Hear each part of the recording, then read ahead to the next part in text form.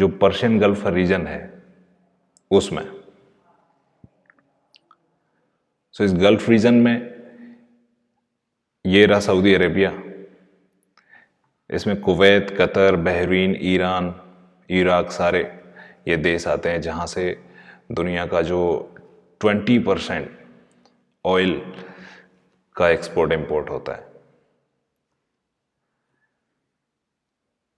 तो ये एक डील करते हैं हेनरी किसिंजर, इसको कहते हैं पेट्रो डॉलर। ये वो डील थी जिसने यूएसए को, जो यूएसए की जो रिजर्व करेंसी है, वर्ल्ड रिजर्व करेंसी है जिसे हम डॉलर कहते हैं, उसको बहुत फायदा पहुंचाया। क्योंकि इस डील के बाद दुनिया में बिकने वाला each and every barrel of oil को डॉलर में खरीदार बेचा गया। उससे फिर क्या हुआ कि ये जो सारे कंट्रीज हैं, ये जो फॉरेन कंट्रीज हैं, ये सऊदी अरेबिया, इराक, यूएई, इनके पास जो डॉलर्स इकट्ठे हुए, इन्होंने वापस से जाके वो यूएस ट्रेजरीज के ट्रेजरी बॉन्ड खरीद लिए अमेरिका के। और अमेरिका फिर उनसे क्या करता, अमेरिका का जो नेशनल डेट है उसको रिसाइकिल करने में उनको यूज लेता। तो ये एक सिस्टम बन गया। बदले में अमेरिका इनको सिक्योरिटी प्रोवाइडर बना कि हम आपके जो तेल की आवाजाही है उसमें कोई दिक्कत नहीं आएगी। जो straight of Hormuz, Persian gulf और अरब सागर के बीच में जो एक जल संधि है, स्ट्रेट ऑफ हॉर्मूज, जिसको आजकल ईरान रोक के पड़ा हुआ है, वहाँ से आपके कोई दिक्कत नहीं आएगी। और दूसरा अन्य कोई अदर जो फॉरेन पावर्स हैं, जैसे उस टाइम पे यूएसएसआर था, तो उनसे भी हम आपको सिक्योरिटी प्रोवाइड कराएंगे। ये वो डील थी। और ये कोई फॉर्मल डील नहीं थी, ये सिर्फ एक हैंडशेक था। अब इस सिस्टम को चलाए जाने के लिए दो चीज जरूरी हैं। एक तो जो गल्फ का जो ऑयल है, पूरा इन सभी देशों का जो ऑयल है वो डॉलर में प्राइस्ड इन हो, जो कि हो गया। और एक जो अमेरिकन नेवी है वो गारंटी दे कि हम ये जो स्ट्रेट ऑफ हॉर्मूज है या अन्य ये जो आपका इलाका है, इसको सिक्योरिटी प्रोवाइड कराएंगे। चाहे इसके लिए हमें आपके यहाँ फाइटर प्लेन भेजने पड़े, चाहे एयरक्राफ्ट कैरियर भेजने पड़े, हम आपको सिक्योरिटी देंगे। अब ये जो डील थी ये अच्छे से चल रही थी अंटिल लेटेस्ट फरवरी 28, 2026 तक, जब इजराइल और यूएसए ने मिलके ईरान पर स्ट्राइक कर दी। क्योंकि इसके बाद क्या हुआ कि ईरान ने जो स्ट्रेट ऑफ हॉर्मूज है उसको बंद कर दिया। नॉट फिजिकली वहाँ पे कोई बैरिकेड नहीं लगाए, बट ऑपरेशनली कि जो उसके ऑपरेशंस थे, वहाँ से जो वेसल्स जाते थे या जो तेल के टैंकर जाते थे वो बंद हो गए। क्योंकि ईरान ने उन पर ड्रोन से, मिसाइल से अटैक करना शुरू कर दिया। प्लस वो जो जल संधि है जो ओमान और ईरान के बीच में है और जो जोड़ती है पर्शियन गल्फ को अरब सागर से, जिसे स्ट्रेट ऑफ हॉर्मूज कहते हैं, वो लगभग 30 किलोमीटर का नैरो पैसेज है। उसमें ईरान ने माइंस भी बिछा दी, जिसे सी माइंस कहते हैं। तो सी माइंस बिछा दी तो फिर जो ऑयल टैंकर्स हैं वो जाने से डरेंगे, क्योंकि सी माइंस तो फिर विस्फोट कर जाएगी। तो सी माइंस के थ्रू या ड्रोन या मिसाइल्स के थ्रू उसने वो पूरी जो स्ट्रेट ऑफ हॉर्मूज है वो एक तरह से वहाँ रोक दी। क्योंकि जो बहुत बड़े जो ये जो ऑयल टैंकर होते हैं ये पहले अपना इंश्योरेंस करके जाते हैं कि भाई कुछ भी हो जाए, क्योंकि मिलियंस ऑफ डॉलर का ऑयल होता है जिसको ये एक दूसरे देश, मतलब वहाँ से इंपोर्ट करके और अपने देश में ला रहे होते हैं। तो फिर ये जो कंपनीज होती हैं इंश्योरेंस लेती हैं, तो वो इंश्योरेंस जो कंपनीज हैं उनके जो प्रीमियम थे वही काफ़ी बढ़ गए, और उनके बढ़ने के बाद एक तरह से जो ट्रैफिक था स्ट्रेट ऑफ हॉर्मुज में वो लगभग 90 to 95% गिर गया। और उसमें भी हुआ ये कि ईरान ने ये कह दिया कि अब इस जो स्ट्रेट ऑफ हॉर्मुज से वेसल्स निकल तो सकते हैं, वो केवल या तो हमारे जो मित्र कंट्रीज हैं उनके निकलेंगे, या फिर आप भैया $2 मिलियन पर टैंकर हमें टोल दो और हम आपको बाकायदा निकाल के आएंगे और आपको एस्कॉर्ट करेंगे, और आपको लेकिन $2 मिलियन का फाइन देना पड़ेगा, और वो भी ना कि यूएस डॉलर में। एक तो यूएस डॉलर में तेल नहीं बेचा जाएगा, वो चाइनीज युआन में बेचा जाएगा, जो कि अमेरिका मानता है कि उसका सबसे बड़ा स्ट्रेटजिक राइवल है लॉन्ग टर्म। चाइनीज युआन में तेल बेचा जाएगा, तो पेट्रो डॉलर को सीधी सीधी ये चुनौती है। और दूसरा, वो जो टोल है वो भी चाइनीज युआन में लिया जाएगा, जो इक्विवेलेंट है $2 मिलियन अमेरिकी डॉलर के, वो या तो चाइनीज युआन में लिया जाएगा या फिर स्टेबल कॉइन्स में लिया जाएगा।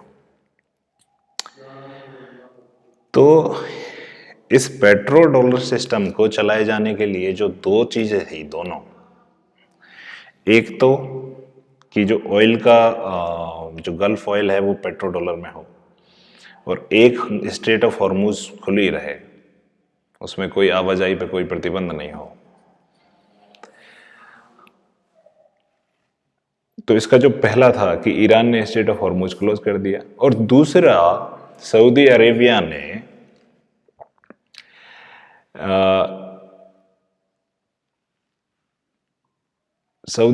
ने वो जो पेट्रो डॉलर डील थी उसको 2024 में, मतलब कि एग्जैक्ट 50 साल बाद, वो जो डील थी किसिंजर के साथ, उसको एक तरह से नल एंड वॉइड होने दिया। मतलब कि सऊदी अरेबिया ने वो डील, अब ठीक है कि भाई 2024 तक थी, अब कोई ज़रूरी नहीं है कि हम अपना ऑयल पूरा ही डॉलर में बेचें। ये सऊदी अरेबिया ने कुछ ऑयल अपना चाइनीज युआन में भी बेचा है उसके बाद। तो वो जो दोनों ही शर्तें थी वो दोनों ही भंग हो गई। ये है असली कारण युद्ध का। जो लॉन्ग टर्म कारण है, शॉर्ट टर्म जो कॉजेज हैं वो उसमें काफ़ी चीज़ें हो सकती हैं कि भाई ईरान न्यूक्लियर वेपन नहीं बनाए, या फिर इजराइल ने यूएसए को ओवरसेल कर दिया कि ठीक है हमला करो और हम 7 दिनों में ईरान को तबाह करके निकल जाएंगे, फिर वहाँ का ऑयल भी तुम्हारे पास रहेगा और गल्फ कंट्रीज़ में आपकी और पकड़ बन जाएगी, या जो भी उनको लालच दिया। लेकिन जो लॉन्ग टर्म जो रीज़न है इस युद्ध का वो ये है कि जो अमेरिकन डॉलर या की जो हेजेमनी थी उसको चोट नहीं आए, इसके लिए यूएसए ने अटैक किया है। अब जो डोनाल्ड ट्रंप, जो यूएसए के प्रेसिडेंट हैं, जो धमकी दे रहे हैं ईरान को कि मैं आपके सारे पावर प्लांट ख़त्म कर दूंगा, मैं आपके सारे ब्रिजेस, मतलब जो पुल हैं, इंफ्रास्ट्रक्चर है, वो ख़त्म कर दूंगा, और रेलवे लाइन उड़ा देंगे, इजराइल वालों ने धमकी दी है।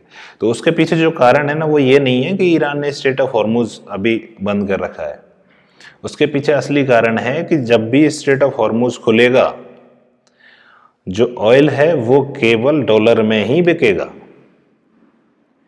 ये ग्लोबल करेंसी में हेजेमनी या रिजर्व करेंसी बनाए रखने की जो बात है वो है मूल कारण। और इसमें यूएसए अब देखो कैसे खेल रहा है। एक तो उसने ये धमकी दी कि ठीक है तुमको ये खोलना पड़ेगा, और दूसरा उसने F-35 फाइटर जेट की डील हुई है यूएई और सऊदी अरब में। उससे वो क्या कर रहा है कि भैया तुम ये F-35 खरीदो, तो उससे जो और F-35 खरीदे जाएंगे, उनके जो गल्फ की जो सिक्योरिटी है वो एक तरह से अमेरिकन हार्डवेयर पर डिपेंडेंट रहेगी। और अमेरिकन हार्डवेयर का मतलब है वही फाइटर जेट, अमेरिकन मेड, ना कि किसी अन्य देश के। तो अब उनमें कोई जब उपकरणों की कोई ज़रूरत पड़ेगी तो वो यूएस से ही लेने पड़ेंगे और यूएस डॉलर में ही खरीदे जाएंगे। और तीसरा, उन्होंने जो अभी अपने एक उनका जो F-15 फाइटर जेट जो ईरान ने गिरा दिया था, उसका जो एयरमैन था, पायलट था, उसको ईरान के 200 किलोमीटर अंदर जाके निकाल लाए। तो उससे ये प्रूफ हो गया है कि यूएसए की आर्मी की रीच कितनी है, कि आप एक हॉस्टाइल कंट्री में या फिर एक दुश्मन देश के क्षेत्र में 200 किलोमीटर अंदर तक जाकर और अपने एयरमैन को क्लियरली ले आए। और तो इसने उसकी रीच कि उसकी रीच कितनी है, कि उसकी पकड़ कितनी है यूएस आर्मी की। और ये जो धमकियां दी जा रही हैं, इनसे ये बताया जा रहा है, ये प्रेशराइज किया जा रहा है और ये चीज़ लागू करने के लिए एम्फेसाइज किया जा रहा है कि भाई जो यहाँ से ऑयल बिकेगा वो डॉलर में ही बिकेगा। और जो एयरमैन को बचा के लाएं, उससे उनकी रीच प्रूफ हो रही है। और जो उन्होंने F-35 फाइटर जेट बेचे हैं, ये लॉन्ग टर्म में एक तरह से जो पेट्रो डॉलर का जहाज है उसके एक तरह से एंकर की तरह काम करेंगे, एंकर की तरह काम करेंगे। क्योंकि जो गल्फ कंट्रीज़ हैं, जिसमें Saudi Arabia, UAE, Qatar, Bahrain, Kuwait, इन सब में सब यूएसए के कहीं ना कहीं मिलिट्री एसेट हैं और ऑपरेशनल मिलिट्री पोर्ट हैं, मतलब उनका वहाँ पे सैन्य बेस है। तो इन सब को जो अमेरिकन हार्डवेयर दे रहा है, तो उससे ये पक्का मतलब सील हो गई बात कि ये अब क्योंकि अमेरिकन हार्डवेयर किसी ने बिलियंस ऑफ डॉलर के खरीद लिए, तो भाई वो उनको अगर सही कराना है, उनमें कोई मेंटेनेंस है, तो वो जाएगा तो अमेरिका के पास ही। तो ये मेन कारण है इस युद्ध का, जो मूल कारण है, बेसिक कारण है, लॉन्ग टर्म कारण है। बाकी ईरान न्यूक्लियर बॉम्ब बनाना चाहता है, हाँ बिल्कुल बनाना चाहता है। क्या ये एक इमीडिएट कारण है, या ईरान एक, भाई जैसे कहा गया वहाँ यूएसए में कि इमीडिएट थ्रेट है ईरान से? नहीं है, बिल्कुल नहीं है। क्योंकि इस मिडिल ईस्ट में ईरान से ज़्यादा जो एग्रेसिव, या किसी भी देश से ज़्यादा जो एग्रेसिव कंट्री है, सबसे ज़्यादा एग्रेसिव तो इजराइल है। हालांकि इजराइल पे 7 अप्रैल को हमले हुए वो दुर्भाग्यपूर्ण थे, लेकिन इजराइल ने गाजा का क्या बनाया आपने देखा? तो पूरा तहस नहस कर दिया। माना इजराइल के 1000 या 1500 जितने भी लोग उसमें मरे थे, वो ठीक है, वो दुर्भाग्यपूर्ण था, लेकिन उसने क्या बनाया गाजा का? उसने हजारों लोगों को मार दिया, लाखों लोगों को बेघर कर दिया। और अभी भी वो ये नहीं चाह रहा कि वो वहां रहे। तो ये इसका मूल कारण है। बाकी शॉर्ट टर्म कारणों में तो कई हैं, जैसे न्यूक्लियर वाला हो गया। और इजराइल ने भी काफ़ी पुशअप किया है अमेरिका को कि भैया चलते हैं, 5-10 दिन में ईरान की सारी कैपेबिलिटी ख़त्म करके आ जाएंगे। यहाँ अमेरिका कैच में आ गया। लेकिन फिर अमेरिका का जो जो जो कहते हैं ना कि अमेरिकन डीप स्टेट, उसका जो मूल कारण है वो ये है। सो अब आप जान पाए होंगे कि इस युद्ध का मूल कारण क्या था। बाकी हम इस पे अपडेट देते रहेंगे। आपको वीडियो कैसा लगा ज़रूर बताएं। धन्यवाद।